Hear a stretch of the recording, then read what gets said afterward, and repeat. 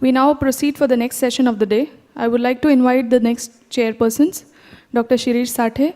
He's a senior consultant and director of the cardiology department at Dinanath Mangeshkar Hospital, Pune. He's established the cardiac center at DMH and Mai Mangeshkar, Pune. He is expertise in various percutaneous interventional procedures. Welcome, sir. Let us warmly welcome Dr. Anand Nadkarni to the stage. He is a consultant cardiothoracic and vascular surgeon at Dinanath Mangeshkar Hospital. Welcome, sirs. A big round of applause, please.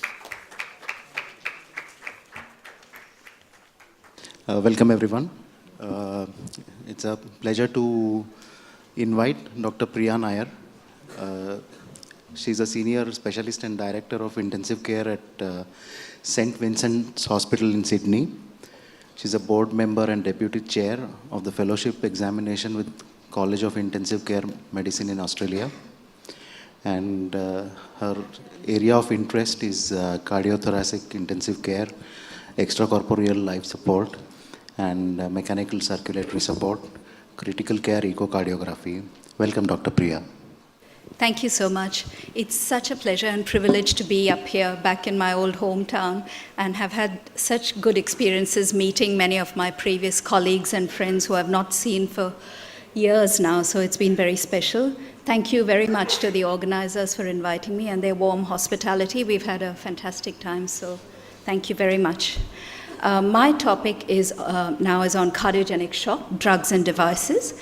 And what I was going to do is to try and introduce the guidelines in a case-based type scenario, drawing on 2 cases that we managed recently in our unit, and then go through some MCQs as we go along. My MCQs are during the talk itself, so I might ask you to answer them without the response system in the interest of time, with just a show of hands, and then we'll go through the answers. So the references I've used are both the American and the European guidelines, and also some of our local guidelines as well. And I've tried to build them in, like I said, into the cases that we have.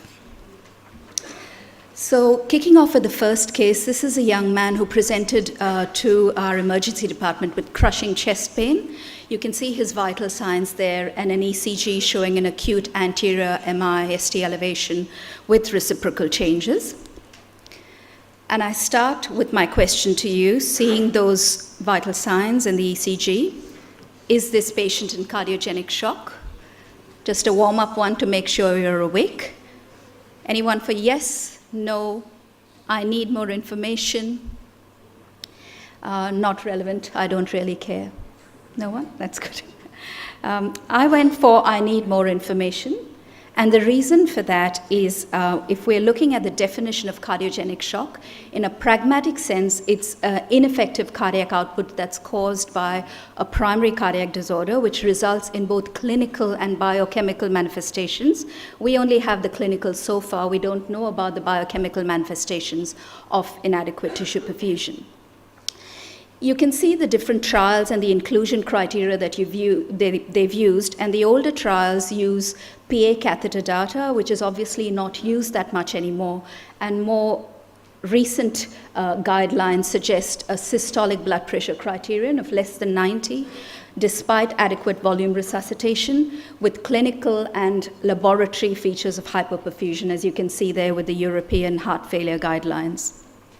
So we do care, and that's because the mortality of cardiogenic shock, despite all the new advances, is quite high, and unless we get in there early and intervene, this is not likely to change.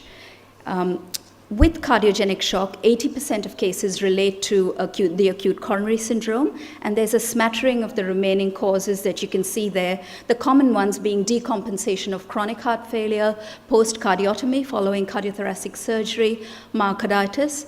And in our practice, we see a fair bit of drug-induced, so beta blocker, calcium channel blocker overdoses, amphetamines, etc., presenting in cardiogenic shock.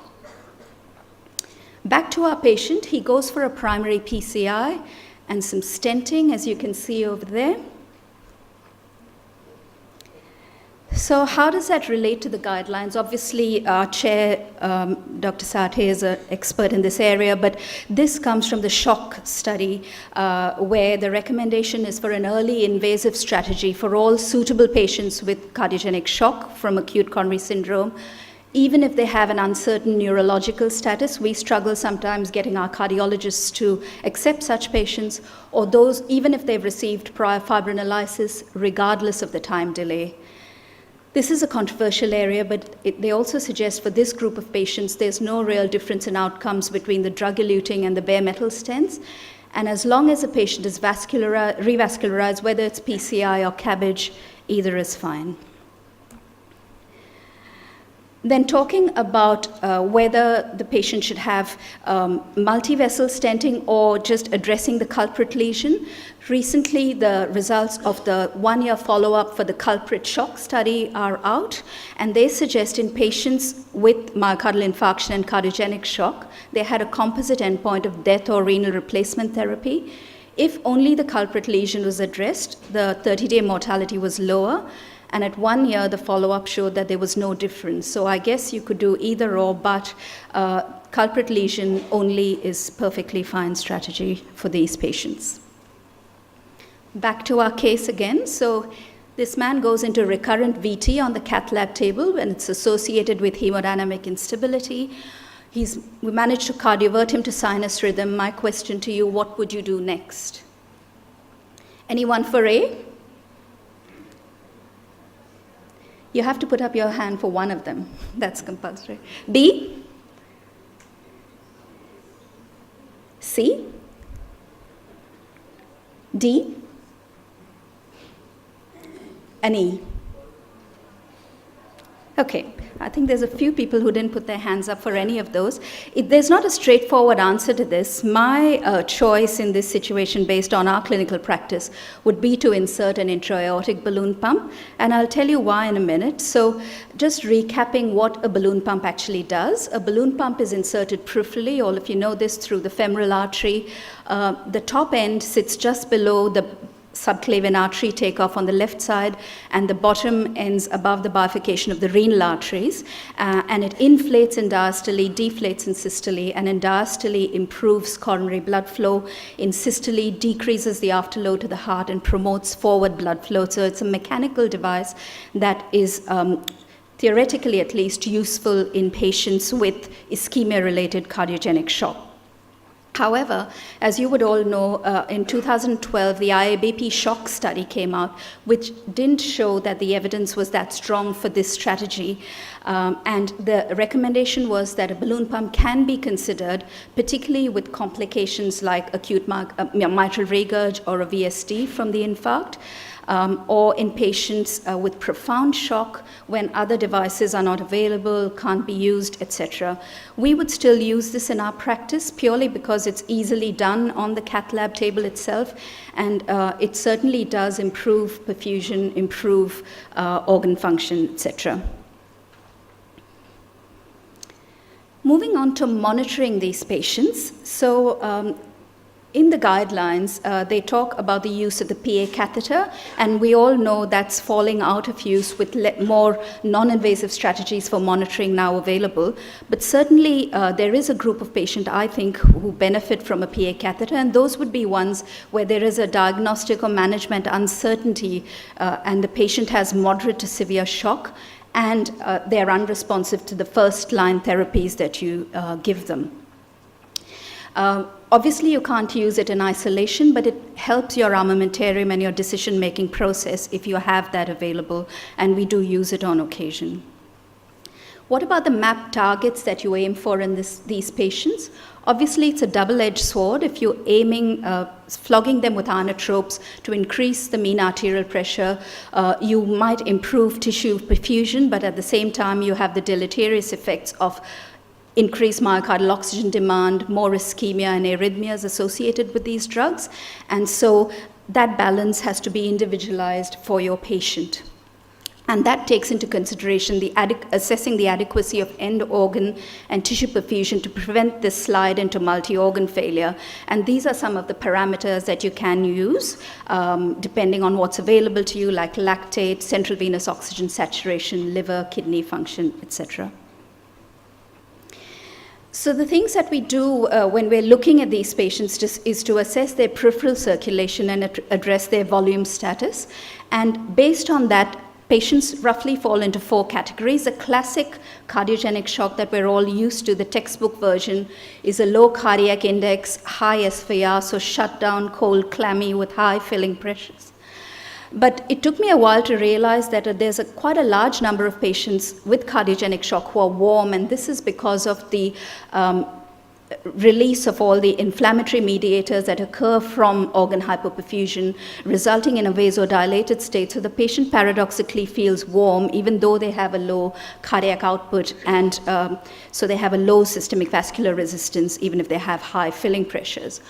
On the other side, you have the dry patient who might have been A, diuresed, or B, not really progressed into complete cardiogenic shock, and that would be the euvolemic group. The group on the bottom right obviously don't have cardiogenic shock, so this, I think, is clinically a helpful way of looking at these patients. Back to our patient. The patient indeed did develop features of classic cardiogenic shock. You can see them there with the blood pressure, the urine output, kidney failure, liver failure, and coagulopathy. My question to you, first choice of vasoactive agent would be? I heard the right answer. Yeah, my choice would be noradrenaline in this patient. And just going through a little bit of why that might be. So the drugs that are available to us fall largely into 2 groups, the vasopressor inotrope group and the inodilators, which cause inotropy of the heart and vasodilatation to the periphery. And that includes drugs like dobutamine, milrinone, levosimendan. And then, of course, we have the catecholamines, and vasopressin, which is a pure vasoconstrictor in the vasopressor inotrope group. The guidelines in this area are based on a couple of studies. None of them are on cardiogenic shock itself, so the recommendations aren't strong. But this is the SOAP study that you'll be familiar with, and on the top right is the Cath study, no difference between adrenaline, noradrenaline in critically ill patients in general, not cardiogenic shock. And there as well is a meta-analysis of levosimendan and cardiogenic shock. It's hellishly expensive and probably not that particularly useful, but there may be a group of patients that benefit. But for our particular case, he has a systolic blood pressure of less than 90, so giving him an inodilator is just going to drop the blood pressure further. Noradrenaline also potentially causes fewer arrhythmias than the others. So I think the choice in this case would be pragmatic, knowing the properties of the individual drugs and their pharmacology, and there's no clear optimal drug. Moving on to our second case, we have a young lady who's previously well, who comes to our emergency department, 3-week history of myalgia and rash, no medications, no recreational drugs, etc. And our registrar from intensive care gets called to see her. These are the parameters as you see them when they do a clinical assessment, and an ECG. And I get a call to say, what would you like us to do? So that's my question to you. What's your next course of action? Not sure that there's a single right answer here. There's probably a few things you can do. Anyone for A? That's good. B? Yep. C? Yes. And D? Okay. I've gone with check an arterial blood gas, and I'll tell you why that is. I don't know about you, but the only time my heart rate would go up to 153 is if I'm exercising on the treadmill like this and it doesn't feel good at all, or if the doctor comes along. But what worries me about this patient, and the learning point I think there, is a heart rate of 153. Even if everything else looks okay, a 30-year-old patient doesn't have a heart rate of 150 for no reason, and there's definitely alarm bells ringing if that is the case. And so checking a blood gas, and almost certainly this patient is going to need intensive care help. But what happens is the patient gets resuscitation with 2 liters of crystalloid and becomes acutely short of breath, desaturates to the low 80s, cool, clammy. You can see the blood gas there with a severe hypoxia and a lactic acidosis. So you can resuscitate the patient simultaneously, but the question at this point is, hypothetically, you're allowed only one more investigation. which one would that be? Fantastic. Echocardiogram, and I realize our next talk is about echo in emergency and ICU, so I won't labor the point, but certainly this would give us the most amount of information about the degree of the abnormality, the reason for the abnormality, and also give us an opportunity to look at volume status.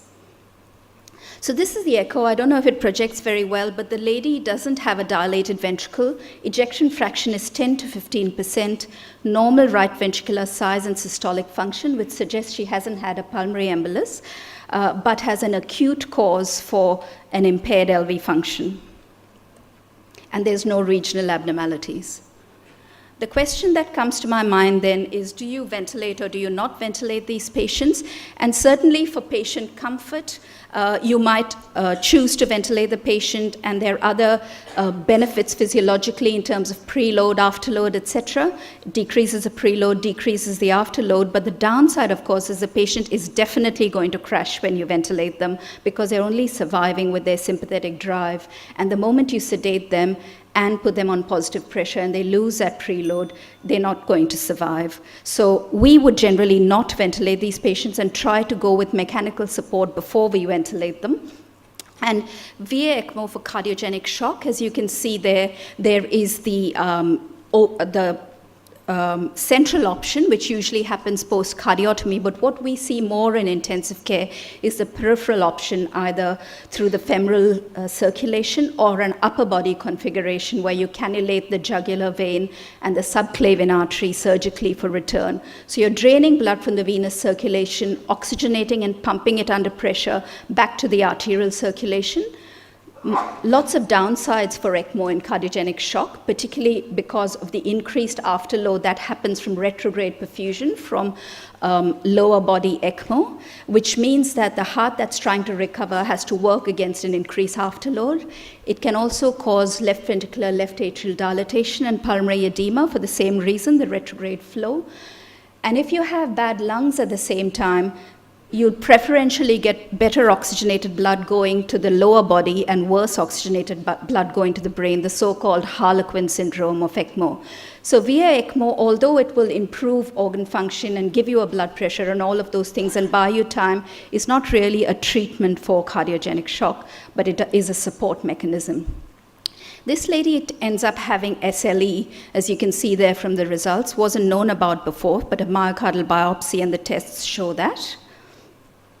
What are the other devices that are available to us? Now, the Impella device has been available to us for the last couple of years, and I think it's really a game changer. The problem with it is it's very expensive for what it is, but what it is a axial pump that sits over a catheter that can be inserted peripherally either through the subclavian artery or the femoral artery, and it's fed retrograde through the aortic valve into the right ventricle, and the axial pump pumps blood from the left ventricle into the ascending aorta.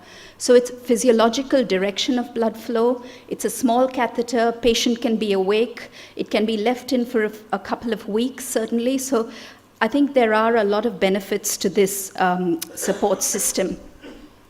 And then, of course, we've got the durable mechanical support systems, and the VAD is the one that you can see there, and the one we use are the third generation centrifugal pumps, which are relatively small, have to be implanted surgically by coring them into the left ventricular apex, and the inflow comes into the pump, pumps the blood into the ascending aorta through the outflow graft. The advantage is that the patient can be discharged home with a small battery packed through a drive line. Disadvantages are, of course, the anticoagulation, risk of infection, but certainly it can serve as a bridge to transplant, bridge to recovery on rare occasions, and sometimes also, not sometimes, but most commonly as a bridge to transplant. Just wanted to put in a word about palliative care, and I think involving palliative care in the treatment of these patients is something that's useful because there's a high mortality rate, even if these patients are good candidates for mechanical circulatory support, and at every stage the risk of mortality is there, and it's important to involve these people and also to know what the patient's wishes would be. So just to wrap up, to give you a follow-up, the first case, the patient with the acute coronary syndrome, ended up requiring VA ECMO, and the heart really didn't recover. It was on ECMO for a couple of weeks, and then received a VAD as a bridge to transplant. So the VA ECMO was a bridge to a VAD, which was a bridge to a transplant. So he's now listed for transplant.